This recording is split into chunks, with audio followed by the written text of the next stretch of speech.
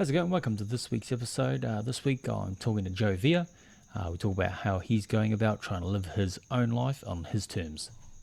Oh, and one more thing I forgot to mention. Sorry about the video. I thought I had a position right to record Joe and I, but just as maybe I pushed the record button on my phone, I must have tilted it more towards me, which is not a bad thing. But anyway, so you probably just see in this video just me talking to Joe's head and Joe's arms. So sorry about that, but anyway, it's just a good listen. So yeah. Okay, this week's episode of the podcast, I'm joined by Joe Vea. I wanted to get Joe on, and I want to talk about his journey to where he's got to now, because one of the things that I'm quite passionate about is trying to inspire young islanders out there to sort of achieve for more than I guess what a lot of them tend to go for these days, or how life ends up for them.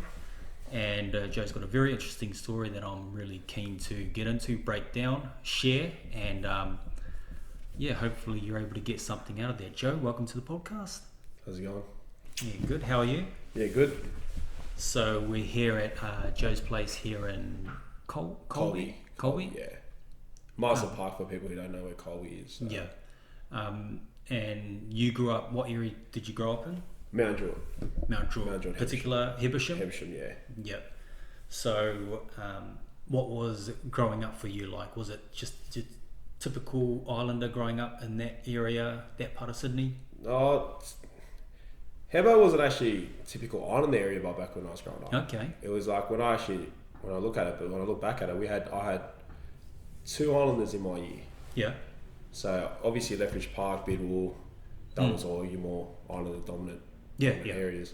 Hebbo was actually quite of a mix, a lot more Aussies than anything back when I was going to primary school. So I guess I got away from that typical islander area, but I also got a taste of it when I used to go to local churches and stuff on the weekends. So it was good. I actually enjoyed my youth.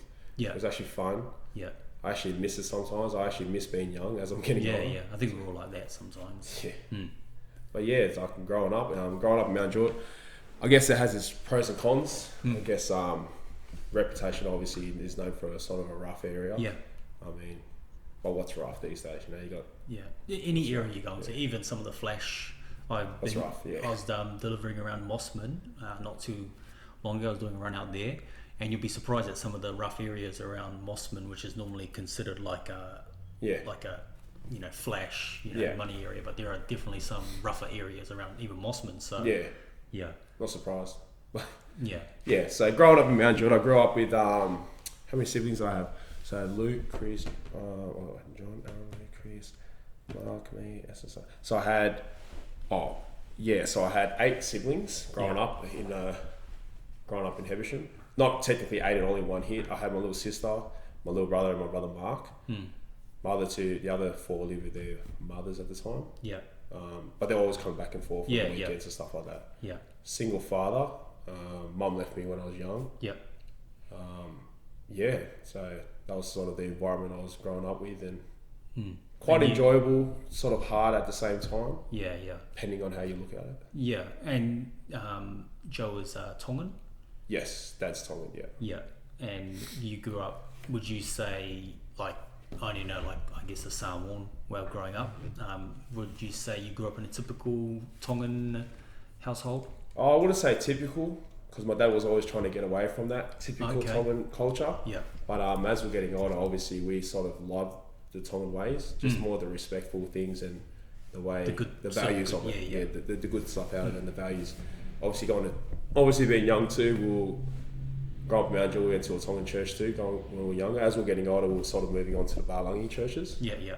But the Tongan culture is actually good. I like it. Yeah.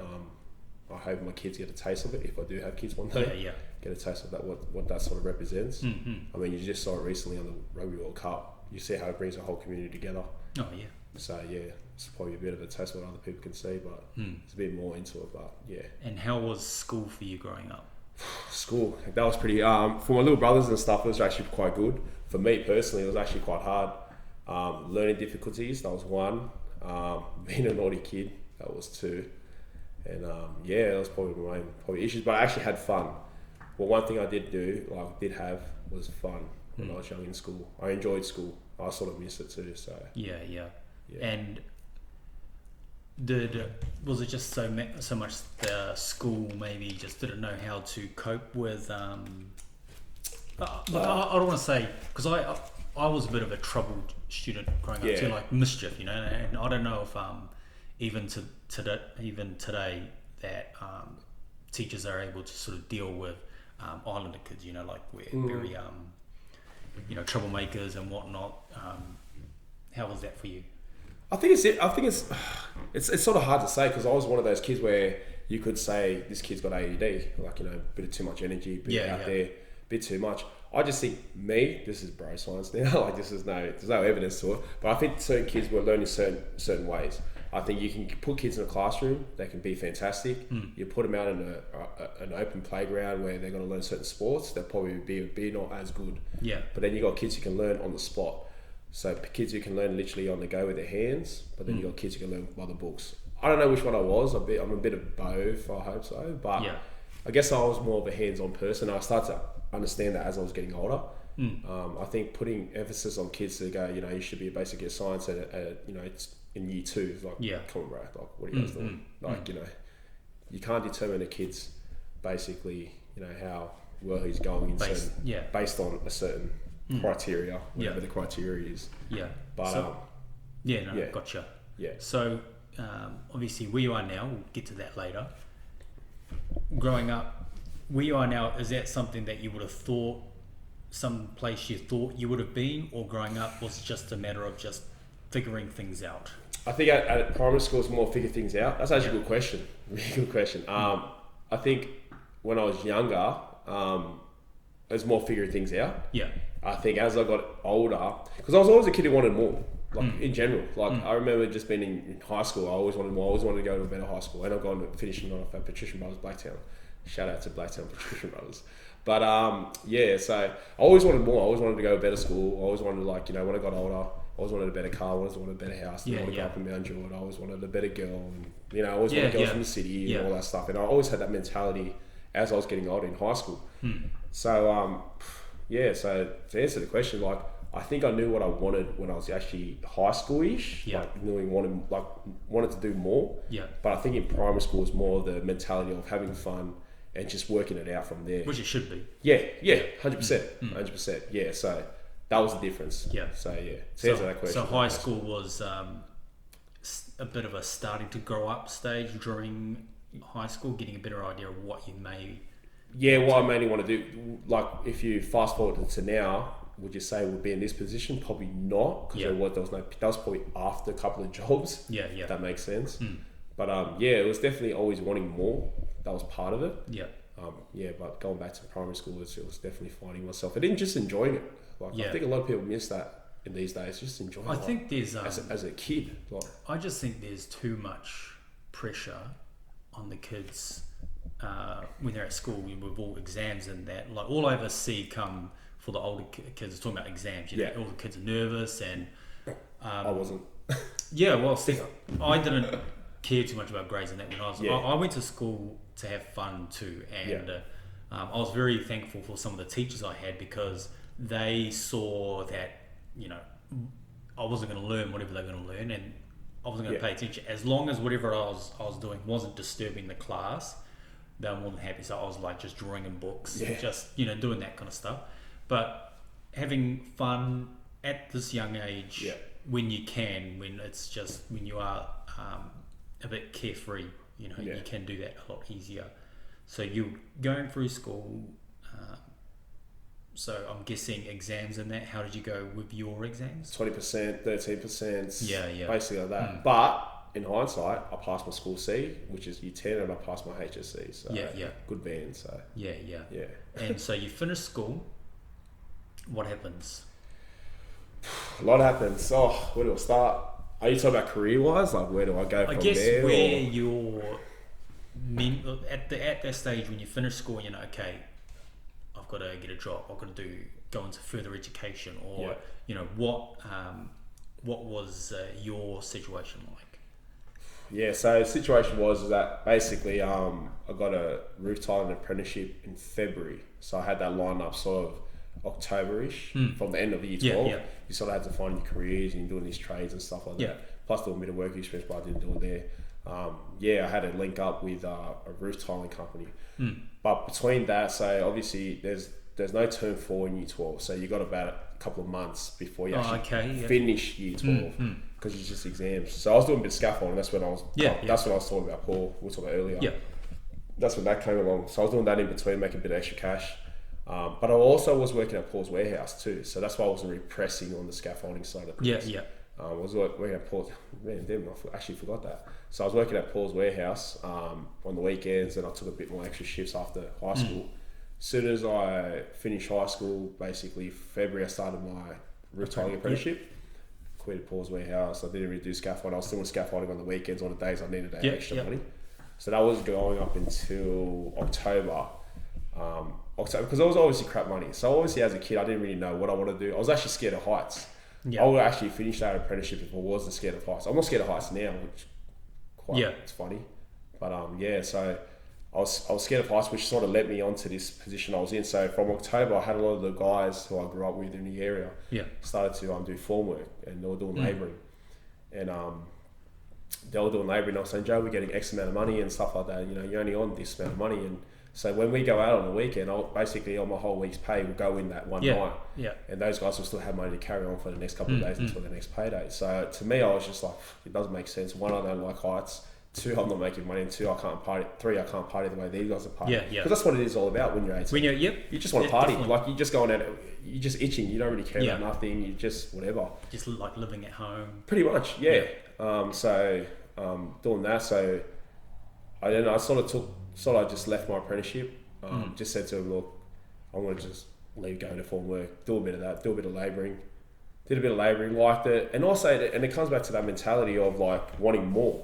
So even doing that, I did labouring for about 2 months, and I just said to myself, like, fuck, I left an apprenticeship, like a trade, to come back to this. I felt like money-wise, it was sort of a step forward, but like qualification-wise, and because I had my actual close uncle to me, he actually, for the first time ever, he actually told, which I looked at as second father figure, he actually told me off, and I will never forget that day. He actually told me off. He said that you're just chasing the money like every other islander does. And you're not looking at the potential of what you can have as a qualification. So as a kid, 18, you don't really know. You don't know what are you talking about, bro? You know, that's the kind of mentality. So I remember that, and then and like I said, going back to wanting more, I said to myself, I can't be doing this shit every day, like chasing work and blah blah blah. So then I asked the company I was actually working for as a labourer, I said, do you guys take on apprentices? Because I know they had one. I said, is there a spot available? They go, yeah, you can start one up. So I actually did that, took a pay cut, but also was getting what I sort of wanted. I had 3 years on the hit with that. So I did 3 years, believe it or not, again. So I did 3 years of that, fast forwarding it, 3 years. Did my carpentry apprenticeship, doing that, going to tape up. I had 1 more year left. And then this railway, railway didn't come into that at the moment. So then I sort of stuffed it up by being unreliable. So I was like, going in when I wanted to. Just basically, I had, as long as I made enough money to survive, that was all good. So if I didn't have to go in for those 2 days, I didn't really go in. I sort of was skipping TAFE and that last year I was sort of bludging here and there. Just sort of probably didn't even know what I wanted at that time too. As an 18-year-old, well, I actually was like probably 20 at that time. So fast forward to that, and then I didn't really know what I wanted. Just mixing that all up, and then I ended up getting redundant, so I got sacked from that job. As an apprentice, so they sacked me. So they go, look, man, we're giving you too much chances, and so they basically got rid of me. That's not their fault. Like they had to do what they got to do. That's back on me. You understood it? I sort of understood, but I was sort of like, shit, what do I do now? So then I was unemployed for a couple of months. It was like getting work with scaffolding here and there, drips and drabs, and I was just, my dad's in my ear, like, basically telling me, forget a job or you just got to live on the street type thing. It's coming from, I was really sort of depressed. Actually, for the first time in my life, I was actually felt like, going back, rewinding it back to primary school and high school, I never thought when people talk about depression, it was a big issue. We talk about PDHP classes. And I remember sitting in class saying, how can people be so depressed? Like, I don't get it, man. Life's good. Like, bro, it's all good. Like, live it up. And that's a kid in school. Yeah. The minute you finish school, this world's a big bad world. No one really cares for you, basically. So I was introduced with that, and that was the first time I actually realised, damn, this is like, it's for real. Like, depression is actually real. Like, damn, it is. Like, fuck. But not even, you know, like, that's a good point. You know, as a kid, it's easy to say. But there are a lot of adults now who say the same. They say depression, you know, whatever. But then until you have a moment where you're like, then you sort of in the shit, it's like, okay, this is what it is. And you don't know until you're there. 100%. And I was like, and when I was there, I was just like, I will never forget what the doctor did by saying to me. So I was going through a bit of depression because I wasn't working, basically. That sort of caused it, and I was sort of like just partying and doing stupid things. But then I remember going to the doctors. I've never taken depression tablets in my life, but I thought maybe that was the last option for me to get to. Yeah. And I remember what he said. I never took them. I just got a prescription and stuff. And I remember him saying that, just remember, I'm no doctor. I'm no psychologist, whatever. Yeah. He said, whatever you're going through now, just in a couple of months, maybe a couple of years, you will look back at this issue and it might not even be an issue for you. It might be this small. Yeah. I'll never forget it. And it was just a normal GP down at Mount Druitt Medical Centre. And then I just thought, nothing of it. Once you get over that mountain, once I got over that cloud, once the actual storm went past and I was over my depression, I was actually realised, I was like, damn, like, it wasn't much of an issue what I was depressed about. Like, it really wasn't. It was, you can get through it. It's all good. Yeah. It's all good. And that also refers me to, like, through that moment, I was like, fuck, he was actually right. Like, felt good. Like, having that sort of advice from someone you don't really know. So back to the story of my career. So then I got sacked from that. And then, so what happened after that? So then I got a job in labouring at a company. One of my uncles, actually my Samoan uncle, because I was sort of connected through my brother's mum with the Samoan side, like they're related. So they're related. So she sort of hooked me up with her brother, and he hooked me up with this labouring job down at this company. I don't like the company, so I'm not going to give him a shout out. But so I was sort of switched on. I found a girl. At that time, I was seeing a girl. It was a beautiful girl, like 100. She was a really good person. So I was had that job that was going, and then basically an issue happened on site, which basically safety officer, something happened to the safety officer, and I wasn't home my heart at, so it was a safety breach, and basically got sent home. Basically got sacked from that spot. I did that for a couple of months, but I was lining up a railway job, which lining up this railway job doing casual work, here and there, and I went away, I think, for about 2 weeks. 2 weeks I went away doing this railway work, just doing a bit of labouring and stuff like that on the railways. And came back with like $2,500, and like I've never seen that much money in my life, getting paid that. I was like, damn, and it's away work. I was like, bro, I'm gonna be doing this forever. You know what I mean? Like, I'll do this. Man, coming from like, $600 to that kind of money, I was like, damn, I'll do this for a couple of years, like forever. Did that, and then was still casual, still working in between. So work was okay. Money wise, okay, could be better, but so I was doing that, got involved with certain other companies, and then eventually in time I landed my position with a company. I just had my last company in the railway. I'm not going to give them a shout out to because they can go stuff themselves too, but anyways, so I landed a position with them, permanent position. I was on a salary, pretty decent, and then I asked for an apprenticeship to do an apprenticeship under them. So they offered me to do a mechanical engineering course, Cert 4. So I was like, okay, I asked for an apprenticeship, but anyways, you want to give me that, give me that. So it's sort of a wide range of sort of mechanical work. So you're working with, lathe machines, diesel mechanics, and just certain machines and engines and stuff. So they offered that to me. So I was like, yeah, sweet, I'll take that. I might as well. It's not what I asked for, but I'll take it. Did that, did my 4 years. But between that 4 years for the Cert 4 or just for the 4 years, 4 years. Okay. So I was employed for them, I think, for 5 years. And then I did that within 4 years. My last year was probably the biggest headache of my life with that company. But I ended up getting signed off, and then ended up basically leaving. But what happened was in that process was what sort of led me in the position I am now is that throughout that process was like I was thinking to myself, which made me realise is like I don't want to work for someone anymore. Like I don't want to chase work. I I sort of just wanted to do my own thing. And then obviously Paul, who's, Paul, my mate, so yeah, shout out to Paul for hooking this interview up too. He sort of like was starting scaffolding his own company. Yeah. And it was just a phone call conversation to him on his phone, and I was like, but before that, actually, sorry, I've got to rewind a bit. It's okay. So before that, I was I called in sick one day. So this sort of led me to actually doing my own thing. So I called in sick one day, and the officer said, I'm actually legitimately sick. So I didn't say that, but I was like, I'm sick, I can't come in, blah, blah, blah. So I sent the emails, made the phone calls, got the doctor's receipt, got the doctor's certificate, blah, blah, blah. So I went in there a couple of days, came in the office, and I was just handed it to him. But I just felt this sort of tension, like, I just had this tension, like, you're full of shit, you weren't sick, you know what I mean? I just had that sort of vibe around me. And I was just like, what the fuck is this? And obviously I wasn't in a happy place with that company at the same time too. So it was obviously sort of like, I was sort of leading towards finding a reason why am I here? Yeah. Like, what am I doing? Yep.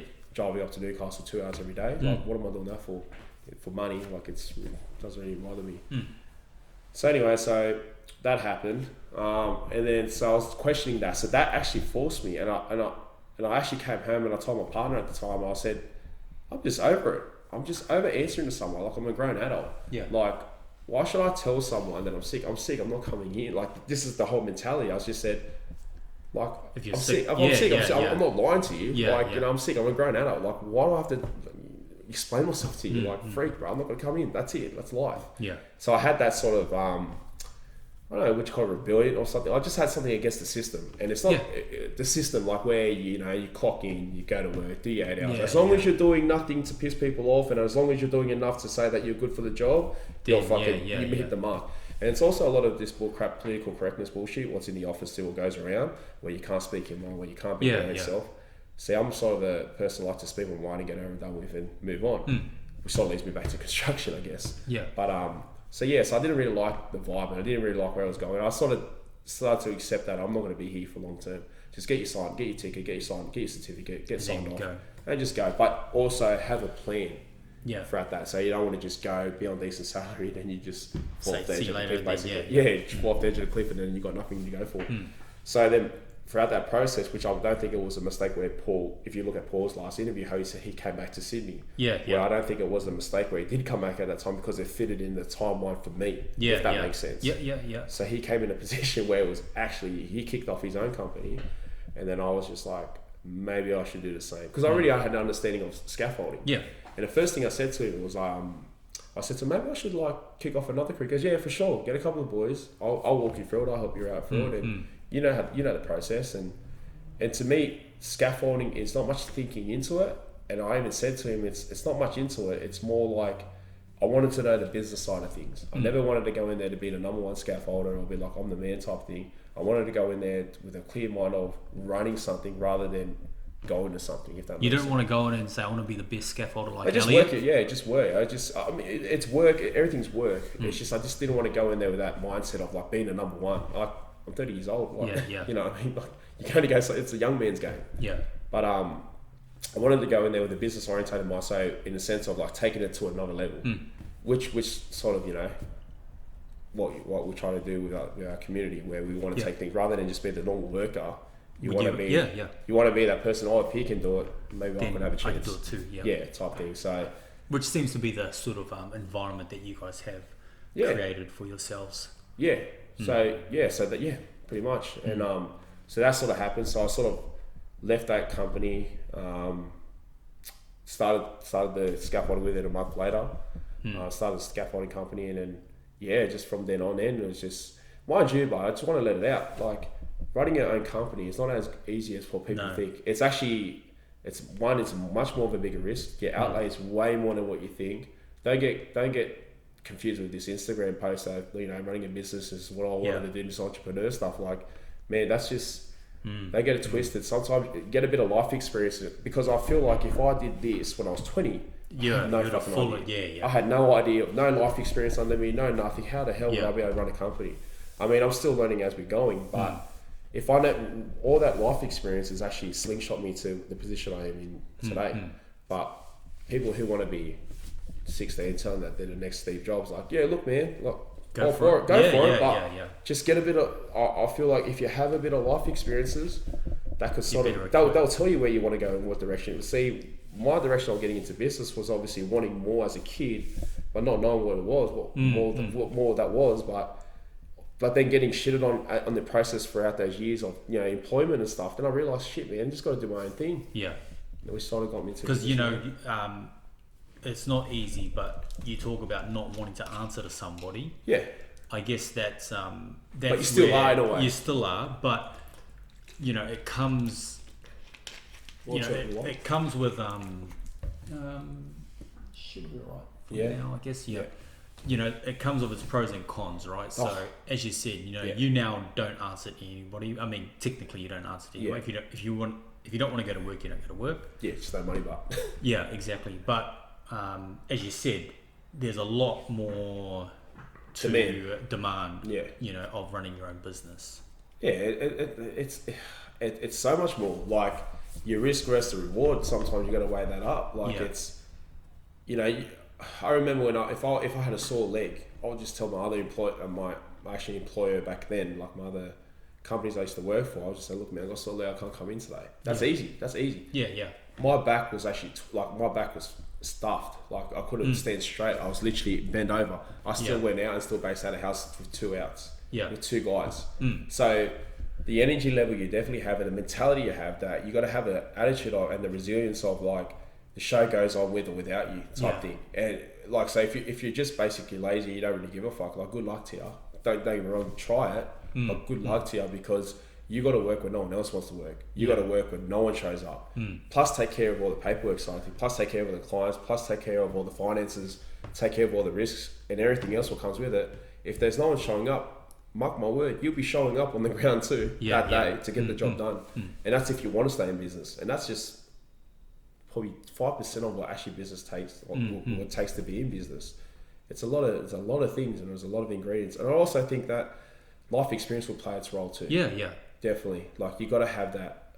I don't think you have to have that, because you can be guided as a young kid with a good mentors and stuff. But, you know, you can't just jump into pros if you haven't had that. Look, I think the life experiences are very important, because, you know, you're talking about dealing with certain emotions that you can't plan for. You like to think. I like to, you know, like I talk to people about buying a house, right? Young couples. I say, look, you know, like, maybe just when you're planning, just plan to maybe be on one income, because if you guys are planning to have a child, you know, things will change. They're like, no, it'll be fine. You know, we'll have the baby. You know, my wife will go back to work after 6 months, put them at the daycare. As soon as the baby comes along, all of a sudden, boom, like, there's these emotions that you think you could plan for. Until you have it. Until you have the baby. And then that's where you get couples where the mother then has to make the tough decision to go back to work. Yeah. They don't want to go back to work. They want to be with the baby. So, but with your life experiences will be able to prepare you for some of the emotions that you will then experience when you're in business. I mean, you'd rather have those life experiences when you're not in business, as opposed to when you're in business and 100%. You're going to have to deal with the shit, you know. Because even the emotions you need to sort of develop in business is hard enough. Yeah. You know what I mean? Like, people not rocking up to work, jobs not getting done the way you need to get it done. Quality not being to a extent. Then you got builders calling you up saying that, look, man, this is not good. Like, what do I need you? Yeah. So you've got you got that emotion there where it's on your shoulders, and then plus dealing with personalities. You got to deal with personality. You got to hire people. That's a whole different task. Like, imagine me hiring me. Like, I think to myself, imagine I was like, probably, like, when I wanted to work, I could work, but, you know, imagine hiring someone when they want to. Yeah. Do it, you know, like, they sort of want it, then they sort of don't want to do it. Like, you got to deal with that too. Yeah. So it's catch-22, like, you know. Like, and so all the things you're outlined having to deal with, that's business, you know, that's being in business for yourself. Yeah. So then on the flip side, there would be people who are in employment who are working for somebody who are probably thinking, no, I can do this. You like, as I said, you've just outlined some of the things that they aren't aware of. Yeah. And for some of those people, it's probably better that they do stay in employment. Oh, look, I'm more positive. I'm actually more encouraging, like, naturally. Like, even when people do something good, or people just try, I will never knock someone for trying. Trying is like, sort of, I wish it was my middle name, but I'll never, anyone doing things, and especially if I wanted to do it and they kicked off before me, I didn't even expect it. Mm-hmm. Do you want something like? Yeah, maybe just. Yeah, that's sweet. We can edit that out. Or maybe just keep it in. Just keep it in, whatever. Yeah. Lights on. Yeah. On the good side. Nah, but yeah, like, I don't know. I think that if you want to do it, just try it. Definitely try it. Yeah. Don't be 50 years old or 60 years old and go, shit, man. Bob over there did it, and I did it, but I had the idea before. If you don't want to be that person, I mean, you live once. Like, don't get me wrong. Like, I shoot from the hip a lot of the times, and sometimes I shoot very short, and I actually lose more than I actually win. So, I mean, I'm more of a risk taker in a sense. Like, I'm definitely, so my personality will come across as like, he'll just do it. Yeah. If I just think about it, I'll just do it, and you know, you learn from that. Yeah. Some people are very calculated. Some people are very observant, which in a sense, like, I like that about people. I actually admired that, and I wish I had a bit more of it because I sort of need it sometimes. Yeah. And I had. But sometimes that can be a bad thing because you're very safe. You're very safe, and you're looking at numbers, and then you're like, oh well, the percentages aren't very, you know, and then you end up not making a decision based on numbers when sometimes it's better just to do it. Yeah, but so just do it. Having a just do it attitude, that's actually good. But when you actually get in deep with it, you want to be making sure you're making calculated decisions. You want to be a bit more calculated. Yeah. Risk taker still, but also calculated. And that's why I think I'm on a verge now. So right now, I'm trying to develop an attitude or a sort of a behavior where I'm not shooting from the hip anymore. I'm not just making big calls, making big risks and just go, fuck it, it is what it is. Yeah. I'd rather have a decision where I'm like, calculate it. Even if I calculate up to its 50% mark, like, look, I calculate that for 50%, it could go either way. I don't have that at times where I just go, fuck it. There's no calculations, just do it. Yeah. So I think me now is a bit more calculated rather than just do it attitude. But I think to get into business, you got to have that just do it attitude. Yeah. Because once you're in the mix, then you have a better idea of how it really works, whatever industry it is. Yeah.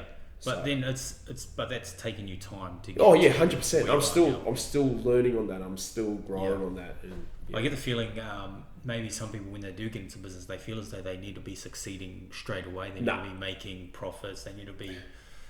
You know, I think sometimes it comes down to worrying about what other people are thinking. You know, well, we're looking at people who are observers, so I'll give you a bit of information for people who want to look at it that way.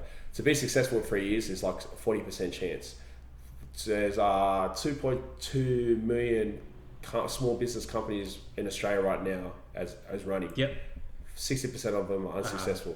One is because of funding. I think there's a couple of ingredients of why they're not successful. It's because of marketing, funding, calculated decisions and stuff like that. So that's all management stuff.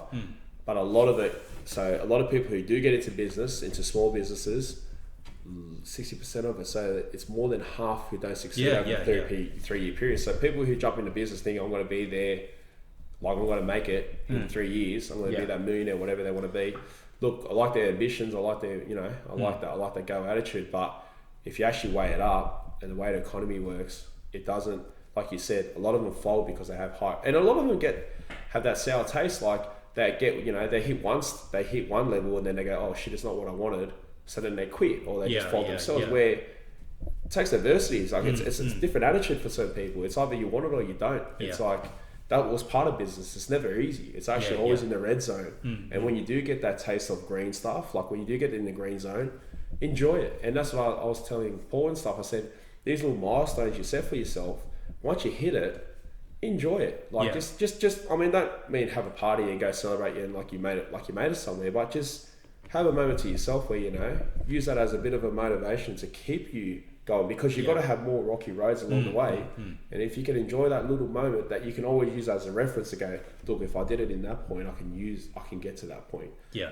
Because a lot of people get disheartened these days. A lot of people are just soft. So you've got to the point you are now. How long has it taken for you to get to the point that you are now? 18 months. 18 months. But in what way? What do you say? Like, what do you obviously mean? The whole learning. Oh yeah. Because it would have been longer than 18 months. Oh yeah, 30 years. Yeah, 30 years, and it's ongoing. Like to get to where I am, like it's been 30 years. Like, and obviously, we're not saying you're at this no way near pinnacle of excellence. Yeah. But you're definitely on a trajectory, that you're controlling. That's obviously you're not quite there yet for where you want to be. Yeah. Would you say that that's?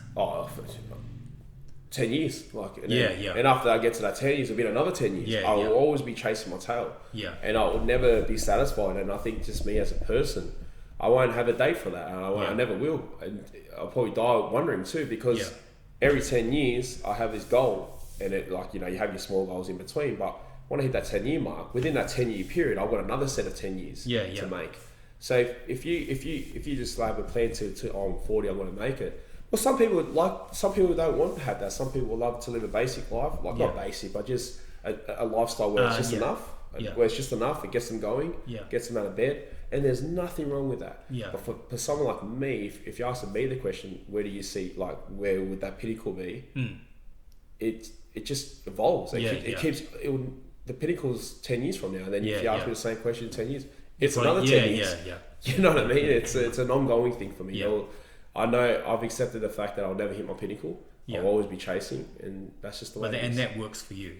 That works for me. Yeah. I think I like that mentality. To say that what got you that mentality, that was life experience. Because if you ask me 20 years old, would you be here in 30? I'd probably say no. 20 years old, I was unemployed. I was basically living at home. Basically, I'm on the verge of getting kicked out of home. Certain amount of money in debt. I think I was like in $15,000 in debt for like driving offences and all that stuff. So if you ask me, Joe, in 10 years time you'll have this, you'll have that, and you'll be here where I am now, I'll go, yeah, bro, cool story. Next. You know what I mean? Like, so it's definitely, I mean, don't get me wrong, to get to where I am now, it was hard itself. I mean, but there was moments where I enjoyed it, where there was green moments where I can say when I look back, go, look, I did that. Yes, I could tick that box, tick that box, tick that box. So I use that as reference. So when it does get harder for the next 10 years, those are my reference box to keep me sort of going type thing. So that's what I mean by enjoy those moments you get, like, those little pinnacles, like those little milestones you hit along the way. Enjoy them. And appreciate it. Because, everybody's different, right? So you're talking about, you're just like chasing. There are some people that are like, hey, I need to have this goal met by this date, and until it's met and then when it gets to that, for some people it gets to that point, they're like, what do I do after that? So, but there are some people like that. There are some people that don't really want for much. So, and there's nothing wrong with that too. And there's nothing wrong with that nothing too. Wrong with that. I like to say success is subjective. It's actually there is no success. There is no level of or anything that says this is what success is. Success is whatever makes success for some people, like in Mexico, will be like getting to over the borderline and getting $2 an hour working for someone and providing for their family. That's success to them, and there's nothing wrong with that. That's your situation, that's your circumstances. So with me, I'm just looking at Australia as like, I went back to Tonga, and when I went to Tonga, this sort of summed it up for me, is that it made me realise is that Tonga is the life. That's where you live life. Like that's where the sharing, you like we were talking about earlier, you pass me, I'll give you coconuts, you give me the pineapples, it's a sharing culture. It's life. That's how life should be. Australia's more opportunity. This is where the opportunity is. So make your money, get what you need to get, and then go back home and then just live the life, man. That's success too. That's his own success story. Someone who goes from overseas, born in Tonga, born in pretty half decent areas, comes to Australia, works for 20, 30 years, doesn't really need much money, live the basic life, get his paycheck, send it back home, build his house up there. After 20 years, he goes, I'm over this, I took my opportunity, now I'm running with it. And then they go back home and they live off the land. That's a success story itself. So success is, like you said, it's what's success. It's also not worrying about anyone else's opinion, right? 100%. There are a lot of people whose success is actually based on what other people think and not I can't even register that through my head, like other people's opinion. Like I never cared what anyone said ever since I don't know when. You know what I mean? Like, who cares? You know what I mean? Like, you always gotta have that person. Actually, there was one person which I won't mention, but they know who they are, who I did care about. Like, I actually still do care about their opinion, but it is what it is, and the circumstances are circumstances. But if anything, if you got to care about what other people think, you never got to do anything in life. Because this guy will be happy for you, and this guy will be, this guy will be like, no, don't do it. Just do it. Just do you. It's all good. Nothing's got to happen. I really like what you said there. So just as we're finishing up here, is there any advice that you want to give for any, I want to say like young islanders, but just any young person that's growing up? There's a lot of pressure on the young generation now to do this, this, and this. Do you have any advice that you would want to give to them? So, okay, any advice? Or even tips, just anything to help. Yeah, alright, so kids in my situation will grow up in, less fortunate positions. Look, it doesn't last that long. One thing is just keep in mind that your downside of things in life just doesn't last that long. It can't. Yeah. I mean, it hurts for a bit, and sometimes it hurts longer than usual. Yeah. Just know that there is a rainbow on the other side, and keep that in mind. And my advice is that whatever you're going through, just know that when you do look back at it, like going back to what the doctor said, when you do look back at it, you realise it was actually more of an opportunity rather than an issue. And if you can change your mindset to that position of this is just an opportunity, not in a situation rather than a problem. Yeah. Once you change your mentality, everything else changes. Like it's the advice I'll try to give is that just change your mentality and everything else changes. Yeah. So if you feel like someone's half done, if someone's like doing you wrong, or you feel like you're not getting what you're worth, just look at it as an opportunity for you to think, how can you get yourself better or get yourself out of the situation. Yeah. Another advice too is that one is change your mentality about situations. Two is that just do do it. And if you want to do something, just do it. Yeah. Like don't hold back for anyone, not even for your family. And I don't mean that in a disrespectful way. I mean it in an actual pure loving way. Do you and get a bit of life experience on you, but enjoy yourself, travel, learn about other people, and just do you type thing. Don't let anyone hold you back, basically. That sounds like some very good advice. I'd like to thank you for coming on. I think you've shared a lot of information, good information that I'm hoping that whoever's listening is able to take and actually apply to whatever it is that they may be doing. Yeah. And I just wish success to anyone who's listening, whatever it may be. Me too. Joey, thanks for coming on. All good. Thanks, bro. All right. I hope you enjoyed that episode. I'd like to thank Joe once again for coming on, being so open and honest about how he's going about trying to live his life on his terms. I do feel as though there are people that may have been watching this episode who have had a similar upbringing and a similar situation. Got no doubt that you would have got something out of Joe sharing his story. He's definitely not exactly where he wants to be, but he's definitely on the right path to getting to where it is that he sees himself in another 10, 20 years time. So look, if you like that episode, please hit the subscribe button. Also too, check out this video. We talk about Paul a couple of times, and that's just the interview that I did with him. There's even some more great little bits of nuggets in there that will be able to help you achieve what it is that you're looking to achieve. So anyway, until next episode, catch ya.